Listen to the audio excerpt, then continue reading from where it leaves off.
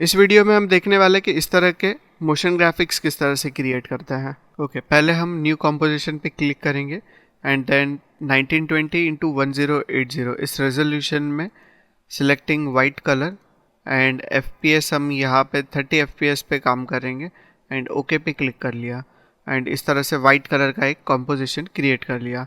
Shift plus slash press करके हम इस तरह से फिट टू स्क्रीन कर सकते हैं इस कॉम्पोजिशन को। और यहाँ पे हमें क्रिएट करना है एक सर्कल क्रिएट करने के लिए यहाँ पे जाएंगे और एलिप्स टूल ले लेते हैं। वैसे अगर आपको ये टूल्स अगर लेने हैं यहाँ से तो आप शॉर्टकट की के थ्रू भी ले सकते हो। अगर कीबोर्ड पे क्यू प्रेस करोगे तो टॉगल्स हो सकता है इस तरह से टूल्स इन बिटवीन एंड जैसे ही एलिप्स आ जाए आप वहीं पे रोक लेना। उसके बाद अगर क्रिएट करना है सिंपली क्लिक करके ड्रैग कर सकते हो और अगर प्रॉपर सर्कल चाहिए तो शिफ्ट होल्ड कर सकते हैं एंड कंट्रोल होल्ड करोगे तो मिडल से क्रिएट होता है। तो मैं ओनली शिफ्ट होल्ड करते हुए इतना इतना एक सर्कल क्रिएट कर लेता हूँ।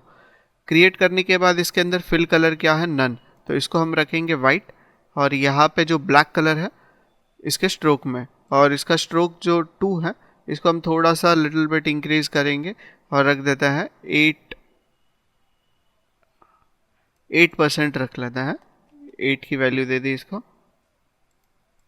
ये हो जाने के बाद इसका जो पीवोट पॉइंट है, पीवोट पॉइंट प्रॉपर सेंटर में अगर नहीं है तो ये सेंटर में लाना होता है। जैसे कि अभी अगर इसका पीवोट पॉइंट यहाँ पे रख दो, हमेशा पीवोट पॉइंट सेंटर में नहीं होता है। अभी तो मैंने यहाँ पे इसको बाजू में रख दिया है। अगर बाजू में हो तो हम इसको सेंटर में ले सकते हैं।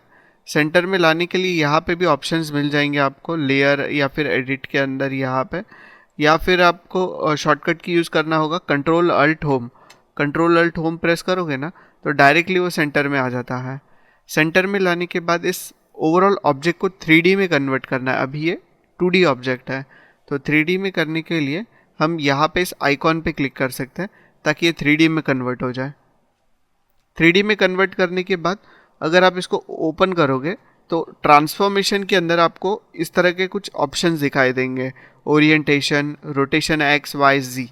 तो इसको 3 डायरेक्शन में हम रोटेट कर सकते हैं। अगर यहाँ से रोटेट करूँ तो आपको दिख रहा है यहाँ पे ओरिएंटेशन में चेंज हो रहा है, पर अगर मैं यहाँ पे आता हूँ और इसके वाई डायरेक्शन में अगर इसको 90 डिग्री रोटेट करूँ तो ये हो चुका है यहाँ से रोटेट इस तरह से। तो यहाँ से भी रोटेट कर सकता है।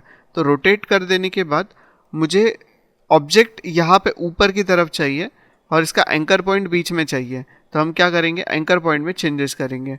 अगर मैं वाई में इसका एंकर पॉइंट चेंज करूं तो दिख रहा है आपको शेप ऊपर जाते हुए और anchor point as it is उसके लोकेशन पे ही है यहाँ पे। तो इस तरह से ऑब्जेक्ट को हमने यहाँ पे प्लेस किया है, इस तरह से दिख रहा है स्ट्रेट, और सॉरी ऑब्जेक्ट यहाँ पे है और एंकर पॉइंट यहाँ पे है। अभी इसका एक कॉपी क्रिएट करना है सेम ऑब्जेक्ट का और इसके बाजू में यहाँ पे रखना है।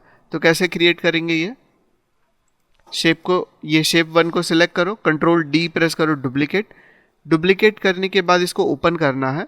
इसके ट्रांसफॉर्म में जाके यहाँ पे एक ऑप्शन मिलेगा ओरिएंटेशन में यहाँ पे कितना ओरिएंटेशन देना है, एक्स वाई जी, और कहाँ पे देना है ये अगर समझ में नहीं आए तो ऑब्जेक्ट को सिलेक्ट करके लिटिल बिट रोटेशन दोगे तो समझ में आ जाएगा।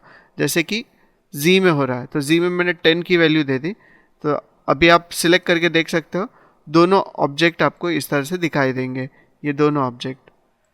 प्रॉब्लम यह है कि इसके ओरिएंटेशन में भी यहाँ पे सेम वैल्यू आ गई थी, तो ये 0 कर लो। दोबारा सेलेक्ट करने के बाद दिखाई दे रहा है ये दोनों ऑब्जेक्ट किस तरह से रखे हैं। अभी दोबारा इसका डुप्लीकेट करो, कंट्रोल+D, और इसके अंदर जाना है, इसके ट्रांसफॉर्मेशन में जाओगे और यहाँ पे 10 की जगह पे 20 कर दो। दोबारा इसका एक कॉपी क्रिएट करो, कंट्रोल+D, ओपन करना है, ट्रांसफॉर्मेशन में जाना है, 20 की जगह पे 30 दे दो। इस तरह से मैंने इसके कितने कॉपीज़ बना दिया, अभी तक 4 कॉपीज़ बना लिया। तो इन चारों कॉपीज़ को सिलेक्ट रखना है और कंट्रोल D प्रेस करना है। कंट्रोल D प्रेस करने के बाद यहाँ पे जैसे ही आप इसके एक्सेस पे जाओगे, जैसे ही मैं रेड कलर के एक्सेस पे इस तरह से कर्सर को रखता हूँ तो हमें फुल रिंग दिखाई देगी। जब ये फुल रिंग अपीयर करती है ना तभी हमें इसको रोटेट करना है इस तरह से, और अंदाज से उतना सिमिलर डिस्टेंस छोड़ते हुए इसको यहाँ पे रख लेंगे ताकि इसके कॉपीज़ इतने सारे क्रिएट हो जाएं। अब ये सारे कॉपीज़ को दोबारा सेलेक्ट करके कंट्रोल D प्रेस करेंगे और इसको एक्स एक्सेस में आके यहाँ से रोटेट करते हैं और इसको यहाँ से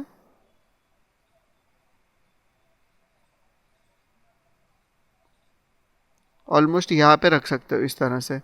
फिर से सभी को सिलेक्ट करना है, यहाँ से भी इस तरह से ड्रैग करके सिलेक्शन हो सकता है। कंट्रोल डी प्रेस करोगे, इसके दोबारा कॉपीज़ बन गए हैं। और अभी एक्स एक्सिस में आना है और इसको रोटेट करके यहाँ से इस तरह से रख लेना है। डन। अभी यहाँ पे हमें ज़्यादा कॉपीज़ नहीं लगेंगे, तो इतने सारे कॉपीज़ सेलेक्ट करके फ़ायदा नहीं है, तो मैं सिर्फ 4 से 5 कॉपीज़ यहाँ पे सिलेक्ट कर लेता हूँ। और इनको सिलेक्ट करके कंट्रोल प्लस डी प्रेस करो। कंट्रोल डी प्रेस करके फिर से दोबारा एक्स एक्सिस में जाना है और यहाँ से मूव करते हुए इनको रख देना है यहाँ पे। यहाँ पे जब हम रख रहे हैं इनको, तो देख सकते हो कि एक्स्ट्रा क्रिएट हो चुका है। तो एक कॉपी को सिलेक्ट करेंगे और इसको डिलीट कर देते हैं और यहाँ से बाकी के कॉपीज़ को सिलेक्ट करो दोबारा ड्रैग करके और एक्स एक्सिस में आके इसको प्रॉपरली अरेंज कर सकते हो अभी इस तरह से। तो ओवरऑल 360 में पूरे कॉपीज़ को इस तरह से रख लिया। अभी ये सारे कॉपीज़ 3D भी है, यहाँ पे देख सकते हैं ये 3D है, 3 डायमेंशन। और यहाँ पे भी जब हमें एक किसी को भी सिलेक्ट करोगे ना, इस तरह से पिवोट पॉइंट दिखाई देता है जो 3 एक्सेस में अपीयर करता है इन रोटेशन, स्केल एंड पोजीशन जो मूव करते हो। तो ये हो जाने के बाद हमें एक नल लेयर क्रिएट करना है। तो यहाँ पे इस ब्लैंक एरिया में राइट क्लिक करेंगे, न्यू, एंड देन यहाँ पे क्रिएट कर सकते हो नल ऑब्जेक्ट। ये क्रिएट करने के लिए आप यहाँ पे भी आ सकते हो, न्यू एंड नल ऑब्जेक्ट इस तरह से। नल क्रिएट कर देने के बाद ये नल यहाँ पे 2D है, तो इसको भी हम 3D बना लेते हैं। ओके, नल को भी 3D बना दिया और सारे लेयर्स को इस तरह से सिलेक्शन कर लो, होल्डिंग शिफ्ट। सभी को लिंक करना है, कौन से लेयर के साथ? नल के साथ। तो यहाँ पे ये लिंक वाला जो ऑप्शन है इसको ड्रैग करना है और नल पे लेके जाओ इस तरह से एंड देन ड्रॉप कर दो। तो ये सारे नल के साथ लिंक हो चुके हैं। अभी अगर इस नल को सिलेक्ट करते हैं और इसको ओपन करके आप ट्रांसफॉर्मेशन में जाओगे, तो यहाँ से इसके अंदर रोटेशन दे सकते हो एक्स, वाई एंड जी। तो अगर मुझे यहाँ से एक्स में करना है, तो एक्स में अगर मैं इसको रोटेशन दे दूँ यहाँ पे 90 डिग्री में, तो आप देख सकते हो किस तरह से रख दिया इसको हमने। यहाँ से और थोड़ा सा इस तरह से रखना चाहो तो इस तरह से रख सकते हो। देन अगर स्केल कम करना है तो यहाँ पे लिंक्ड है means X, Y and Z. Overall ये तीनों डायरेक्शन से स्केल डाउन हो जाएगा, तो इसको स्केल डाउन करना है और इस तरह से रख सकते हैं। और अगर मुझे यहाँ से वाई एक्सिस में इसको थोड़ा सा रोटेशन करवाना है, तो यहाँ पे आके भी आप कर सकते हो इस तरह से, या फिर आप यहाँ से डायरेक्टली भी कर सकते हो इस तरह से। 2 ऑप्शंस हैं। अभी हम प्रीफर कर रहा हूँ कि इसी तरह से करो। ये हो जाने के बाद अगर मैं यहाँ पे इसको प्ले करूँ, तो प्ले करने के बाद कोई एनिमेशन दिखाई दे रहा है हमें? नहीं। इसको एनिमेशन देना है जिसके अंदर ये राउंड में ऐसे घूमे रिंग की तरह। तो उसके लिए हम जी एक्सिस को यूज़ कर सकते हैं। जी में जब कर रहा हो तो दिख रहा है आपको रोटेशन होते हुए। तो ये हम यहाँ पे 0 डिग्री रखेंगे एंड देन टाइम वॉच पे एक की फ्रेम दे दिया एंड इसको लेके चले जाता है अप्रॉक्स 10 सेकेंड्स पे। 10 सेकेंड्स पे आ जाने के बाद यहाँ पे हमें इसको इस तरह से एनिमेशन देना है एंड देन यहाँ पे आके इसको प्ले कर सकते हो। तो जैसे ही आप प्ले करोगे इस तरह से आपको मोशन ग्राफिक्स दिखाई देगा इसके अंदर। ओके, अभी हम डायरेक्टली 10th फ्रेम पे आ जाते हैं। ये बहुत ज़्यादा स्लो दिख रहा है, तो इसको लिटिल बिट फास्ट करना है हमें। प्रॉपर फ्रेम पे चले जाओ। अगर फ्रेम पे डायरेक्टली जाना है, जैसे आप कहीं पे भी हो और आपको डायरेक्टली फ्रेम पे जाना है, कीबोर्ड पे जे प्रेस कर सकते हैं। जे प्रेस करके दोबारा जे प्रेस करूँगा तो फर्स्ट फ्रेम पे आ जाएगा, और आगे वाले फ्रेम पे जाना है तो के प्रेस कर सकते हैं। तो मैंने ये फ्रेम पे परफेक्टली आ गए हम लोग, और यहाँ पे इसका जो स्पीड था ये लिटिल बिट और इंक्रीज़ कर लिया। इंक्रीज़ करने के बाद अगर दोबारा प्ले करोगे तो इस तरह से थोड़ा सा फास्ट में दिखाई देगा मोशन ग्राफिक्स।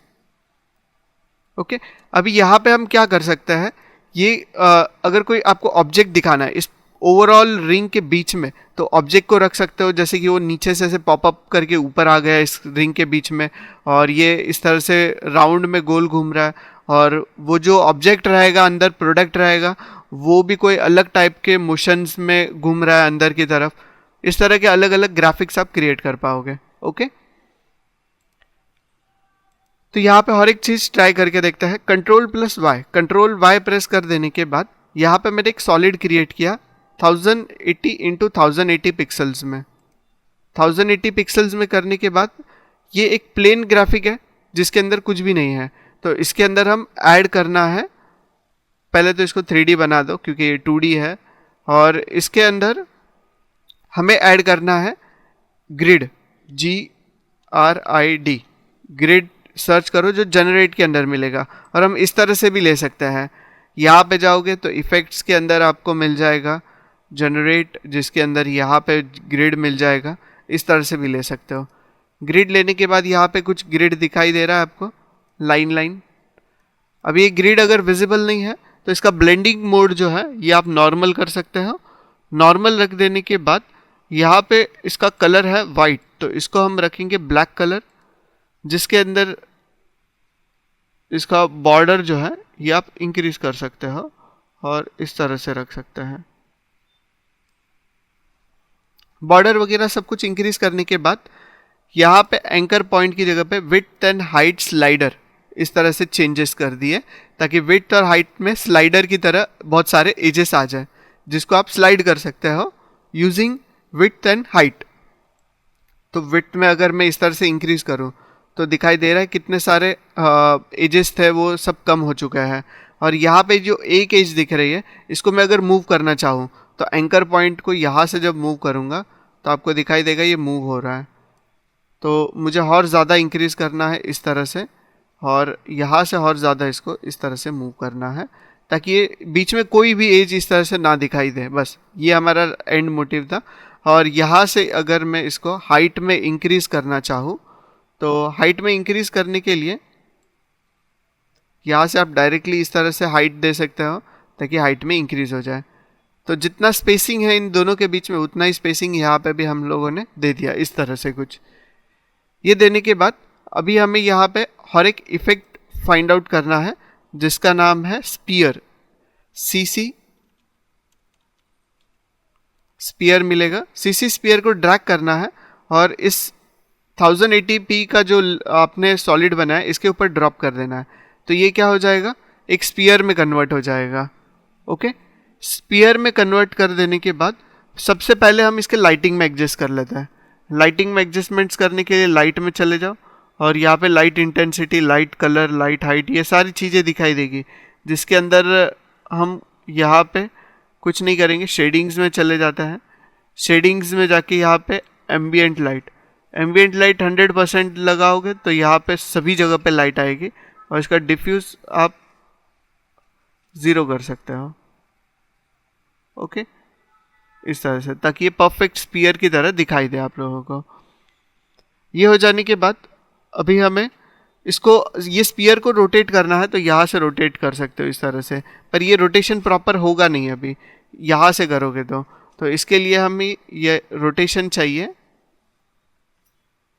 इसके अंदर से यहाँ पे चले जाओ, इसके अंदर आ जाओ और यहाँ पे आपको मिलेगा ओरिएंटेशन एंड रोटेशन। यहाँ से भी नहीं हो पा रहा है ये। यहाँ पे आपको रोटेशन मिल रहा है CC स्पीयर के, तो CC स्पीयर का रोटेशन अगर चेंज करोगे तो देखो इस तरह से चेंज हो जाएगा। ये Y में करोगे तो इस तरह से चेंज कर सकते हैं इसको, तो Y में तो ज़रूरत नहीं है, Z में कर सकते हैं इस तरह से या फिर इस तरह से। ओके, इस तरह से रख देने के बाद अब ये जो अंदर वाले लाइन है ये भी मोशन ग्राफिक्स की तरह पोजीशन इसका चेंज होना चाहिए। तो इसके लिए हम नीचे ऊपर की तरफ आपको दिखाई देगा एंकर के अंदर यहाँ पे फर्स्ट फ्रेम पे जाएंगे और एक की फ्रेम लगा देते हैं और 10th फ्रेम पे जैसे ही आ जाता है 10th फ्रेम में इसके अंदर यहाँ पे इस तरह से एजेस ऐड होने चाहिए। कर दिए इस तरह से एजेस ऐड, और अभी आप इसको फर्स्ट फ्रेम पे लेके जाओगे और प्ले करोगे। दिख रहा है कुछ अलग टाइप का मोशन। इसके अंदर और लाइटिंग में चेंजेस करना है तो लाइटिंग के अंदर चेंजेस करने के लिए आप लाइट इंटेंसिटी यहाँ से चेंज कर सकते हो, light colour, ambient light, diffuse, ताकि थोड़ा सा 3D फील आ जाए उसके अंदर। Light direction,